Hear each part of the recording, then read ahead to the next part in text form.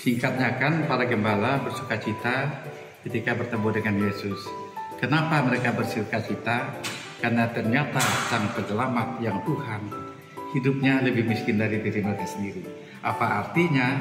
Yesus merendahkan diri sama dengan kalau seorang yang tinggi jabatan mau bersama-sama orang yang rendah, kan menaikkan derajat orang rendah. Ternyata kami ini juga sangat dicintai oleh Tuhan. Kami juga orang yang bukan tidak berguna dan sebagainya. Di pihak lain, kami punya hanya korban, tapi oleh korban kami punya harkat hak yang sama yang orang lain. Bahkan luar biasa bahwa mereka diberi kesempatan pertama untuk mengenal siapa Yesus itu. Tapi bagaimana mereka mengenal Yesus setelah ada campur tangan Tuhan melalui malaikatnya dan sebagai orang sederhana, tidak bertanya lagi. Kalau dia mengatakan malaikat, ya kita ikut aja deh kata malaikat. Mari kita ke sana. Dan ternyata apa yang dijumpai itu sesuai dengan kata-kata malaikat. Dan itulah yang membuat mereka bersukacita. Karena apa? Karena selama ini mereka masa diri orang kecil, tidak punya power, tidak punya apa-apa. Ternyata mereka itu tidak kalah derajat yang sama dengan yang lain. Itu hal yang pertama. Dan yang kedua, tentu dari pengalaman itu tergantung dia kita sendiri. Apa yang kita bisa buat? Jangan kita seperti nonton drama hanya dinikmati, tapi tidak ada efek bagi kita. Bagi saya, saya seorang uskup ini kan. Nah, ya, saya juga bisa menggunakan kekuasaan saya. Kalau aku makan harus ada meja khusus, ya kan, piring khusus, gelas khusus. Tapi selama ini saya juga tidak pikir. Dan itu yang sebetulnya kekuatan saya ketika saya ke daerah bisa masak kepala babi, ular dan sebagainya. Itu hal yang konkret. Dan ternyata umat senang dengan tokoh figur-figur seperti ini. Karena saya percaya dengan Santo Agustinus, Santo Agustinus katakan terhadap kamu seorang hukum, bersama kamu seorang Katolik. Beranikah seorang gubernur mengatakan terhadap kamu seorang gubernur, bersama kamu seorang Kalimantan Barat? Kan tidak mudah.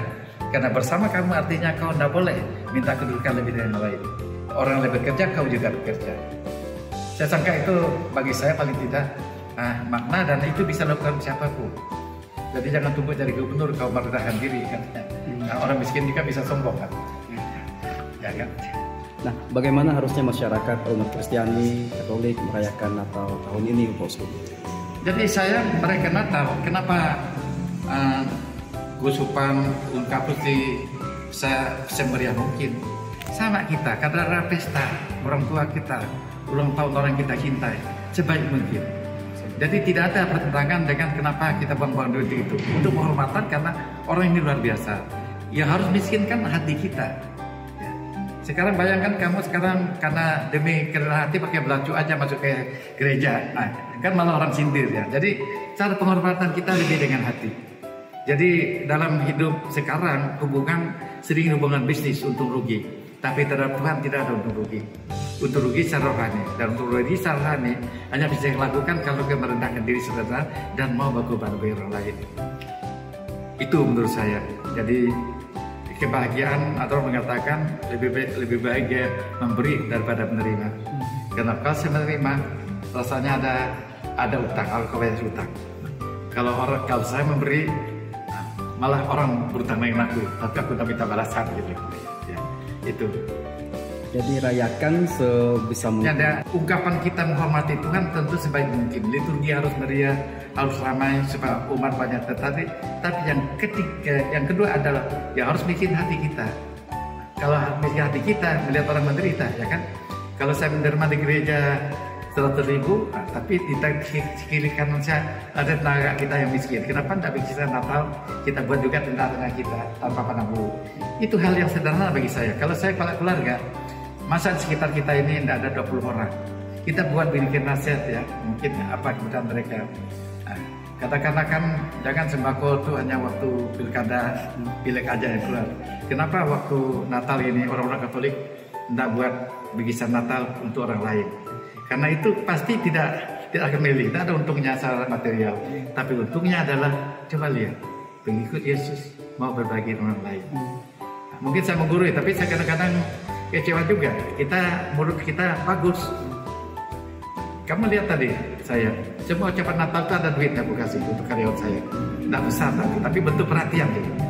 Saya sekarang juga saya siapkan uang untuk apa anak-anak dengan saya. Bukan karena saya kaya, tapi sebagai bentuk pedulian kita kepada anak-anak. Nanti tanggal 8 tadi saya ngomong dengan Pastor Andre, kita Natal anak-anak. Kenapa kita Natal anak-anak juga semaksimal mungkin?